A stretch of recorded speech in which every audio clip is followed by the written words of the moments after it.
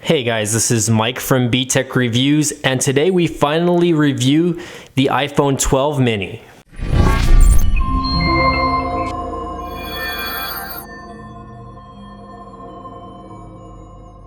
Hey guys, welcome back to the channel. So before I start this video, I want to give a major shout out to the sponsor of this video, Majority Audio. Majority Audio actually sent me this condenser microphone in the background, which is called the RS Pro, and it is a microphone catered towards people who are podcasters, gamers, or even musicians that want a very well built microphone. And the cool part about this company is if you purchase from them, they actually donate to a charity, and they actually, for every purchase, they basically are planting trees. So it's a win-win if you think about it. And for the most part, I've actually tested it out and felt the build quality of this microphone. And the quality of this microphone, I have to say, is top tier for the price. And again, it does have small features like a mute button that goes on the very top. And again, the sound just sounds very nice and crisp. So again, anyone that really wants to take a look at this microphone, I am going to leave an affiliate link down below so you guys can check that out. And again, I do want to thank again the channel sponsor Majority Audio for sending this microphone out to me, and again sponsoring this video. So again, thank you. Hey guys, welcome back to the channel. So today we actually finally take a look at the iPhone 12 mini product red. So as you guys know, and if you follow me on the channel, the last year I was actually using an iPhone 11, which I purchased in the fall of 2019, and I used all of 2020. And for the most part, that phone was very nice to me, but the one major flaw that I saw in the phone was that it was too big and it was too bulky, and I just hated using it to text message. Anything above a 6-inch screen, in my opinion, is very not easy to use, especially because I don't have ginormous hands, although I have, I guess, big hands for this specific phone. But for the most part, I just am not a fan of big screen phones, you know what I mean? And when I talk about big screen phones, I think anything above the 5.7 to 5.8 inch mark. So I believe that like the 5.8 inch mark is the sweet spot. So the Google Pixel 4a, I believe, is a 5.8 inch, and I believe that is a nice screen size. This phone, which is the iPhone 12 mini product red, let me go ahead and push it back here, is a 5.4 inch OLED panels. So again, if you guys are following this channel, I don't really cover too much Apple stuff, but I do use an Apple iPhone as a daily driver, even though most of my unboxings are Android devices. So just a heads up for those of you who don't know that. And for the most part, obviously screen unlock is working pretty amazing. And I really do love this phone. Again, the first thing and big disclaimer, right, is my one big complaint obviously is going to be the battery life. And I've talked to other YouTubers about them having to return the phone because the battery life just wasn't up to par. And I actually gave it the first couple weeks to think about it before actually getting or deciding to keep this device. But for the most part, after I ordered a few cases, which I don't have a case on it right now, just for the video, but normally I will use this Spigen case, which again, Spigen is right here, and I'm gonna go ahead and give you guys links down below for this as well. It is a MagSafe case, so I actually am using this to use to charge the device. And as you can kind of see there in the back, you can already kind of see the little circular mark of the MagSafe case, which I'm not too big of a fan of, but again, there are different cases for this. And this one specifically is a smaller and smaller form factor case. So if I do end up dropping this device, which I haven't, luckily, something bad could potentially happen. I do have a glass shield on it. I don't know if you guys can see that as well.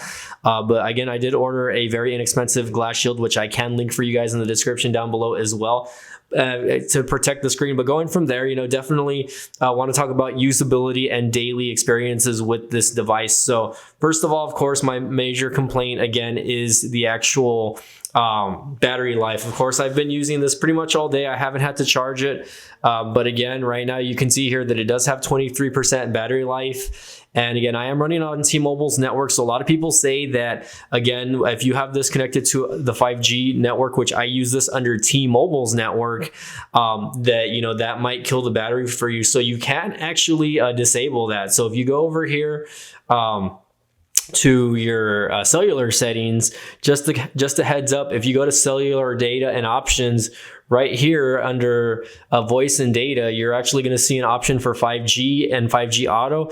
If you live in a good LTE area and you just want to use LTE, you will save battery life by just clicking the LTE button and leave it on LTE. Now, of course, where I live, it's mid-band, mid or low band 5G. So, I usually get max about 200 meg download and maybe about 100 upload.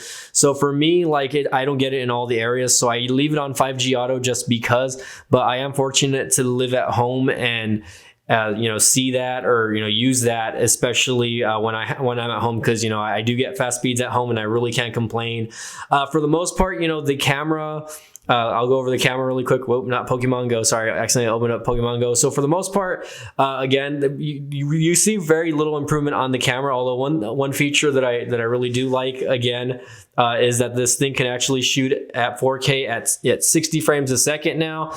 I believe the iPhone 11 only shot 4K at 30 frames. I'm sorry, 4K at 30, but this one actually shoots 4K at 60 now and at 4K at 24. So again, if you want that cinematic look, or I guess just body in general, or whatever you want to call it, I guess the panning and the slow motion and all that, you can switch that to 4K 24. And again, HD also takes 30 frames and 60 frames a second. And again, this does have slow motion, which is up to 240 frames a second. So just keep that in mind. Me, normally I will record in HD or HD at 30 frames or 60 frames, and then I'll try to upscale it.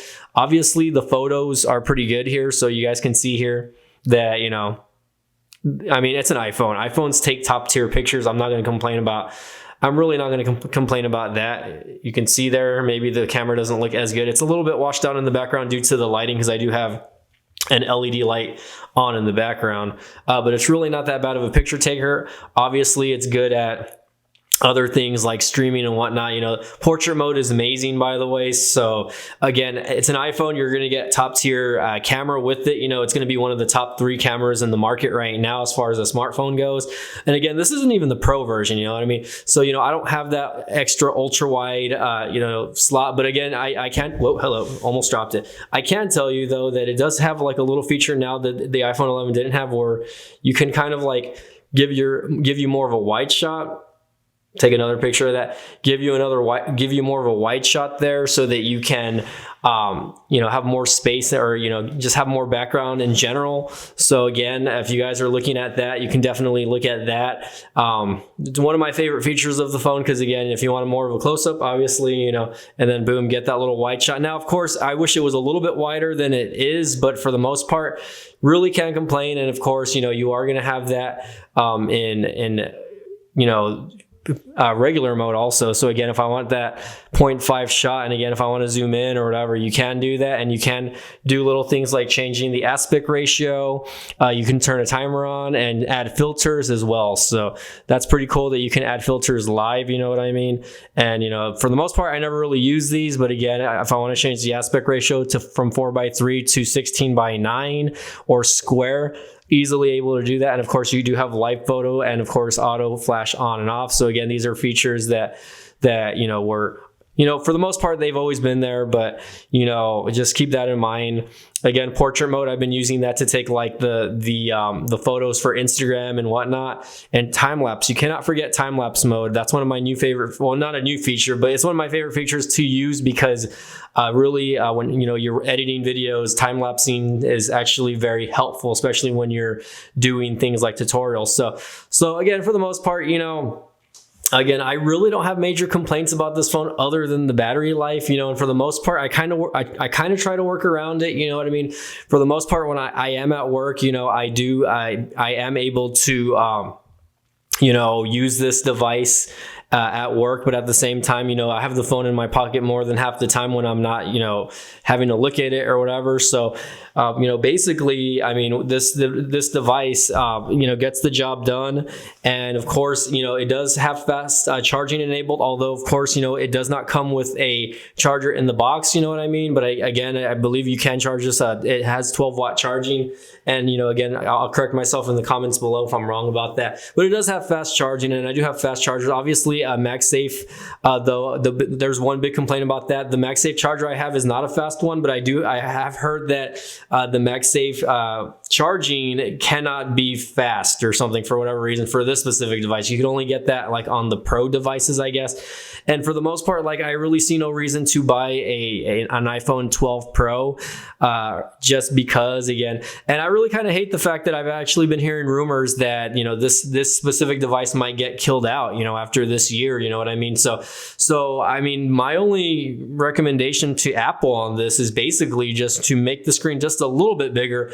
I want to say, you know, around the iPhone 10 size, which the iPhone 10 I remember was about, again, a 5.8 or 5.9 inch screen, which is right in the sweet spot where I want it to be. And again, you know, it does come with, you know, very useful apps and features, you know what I mean? Again, you know, everyone's going to have different stuff. I have this laid out pretty nasty, of course, as you can see here, but, you know, I do have the most important apps that I do use, you know, apps like GoPro, you know, obviously social media like Twitter, Instagram, Facebook, you know, YouTube Studio. I watch a lot of YouTube on this device, by the way. So again, you know, I'm always on YouTube and it's always fun to watch. And again, big shout out to Graham Stephan, big shout out to Tech for Your Needs and just whoever I follow. And of course, my boy Latrell, and of course, Millennial Money over there, who, you know, I'm getting into cryptocurrency and finances. So I do have another channel called Crypto Tech. So if you guys want to subscribe to that, you guys can. But again, you know, this, you know, moving from iPhone to iPhone, you know, I've had 3 or 4 iPhones already in the past. You know, you really get the same experience. You know, you really don't get a lot of huge improvements when it comes to the iPhone. The only thing is, of course, you're going to get better cameras. You're going to get, you know, better screens at the end of the day. You're going to get better usability. And of course, you're going to get better efficiency and performance. That's one thing that I really want to say. And I really love the OLED panel on this. And of course, it has HDR10 playback, I believe, on this. So if you're watching Netflix or Hulu, any streaming service that offer that, you know, offer that to your phone, then you can do that. Of course, YouTube as well. Of course, you know, a lot of people's complaints still are going to be the notch, you know what I mean? Which again, I don't really, you know, it's something that you get used to. I think that the notch is always going to be there. Maybe not, you know, I think maybe we will eventually see an iPhone that will not have a notch, you know what I mean? And here I am getting crypto alerts here saying that Ethereum went up 5%. Great. But anywho, again, you know, it's going to be a great phone for gaming. Although, you know, this is a very small screen, so I only really play Pokemon Go on this specific phone. If any other gaming on devices, I'll leave up to my Android devices, like the Pixel 4a or the Samsung Galaxy A21 S, or even again the T-Mobile Revo 5G, which those ones have a lot bigger screens, so it's a lot easier for me to see. And of course, as you can see there, the low battery. Whoa, hold on. I'm having like lights flicker in the background. Okay. Anyway, so you're seeing that it has low battery mode as soon as you hit 20%. So I am going to go ahead and turn on low battery mode, which again, that's going to stretch your phone a couple more hours if you're using it heavily. You know what I mean? Again, you know, that is the biggest gripe about the iPhone 12 mini. And again, I love the product red editions. This is actually the second product red edition phone that I ever have. So again, guys, you know, this is just my take on the iPhone 12 mini. Again, take it with a grain of salt that, you know, everyone's experience is going to be a little bit different. You know, I'm working my way around the battery life issue, and I am actually thinking about ordering a battery case for it. That way, you know, it just turns on when I need it to, and I don't have to actually plug it into anything directly. You know what I mean? Obviously, I intend to make another video about the MagSafe charger, which I have, which Ian's Tech sent out to me for very minimal money. I think he sold it to me for like $5 or $6. So big shout out to you, Mr. Ian Tech, for sending that out to me. I'll try to make another video on the MagSafe charger, and you know, if it's worth it, you know what I mean? Which, you know, I'll go ahead and go over on one of my next videos. But again, guys, this is Mike from B-Tech Review signing off. Again, this is the iPhone 12 mini product red. And again, don't forget to smash the like button. Don't forget to subscribe. And as always, we'll see you guys next time. Thanks again for watching.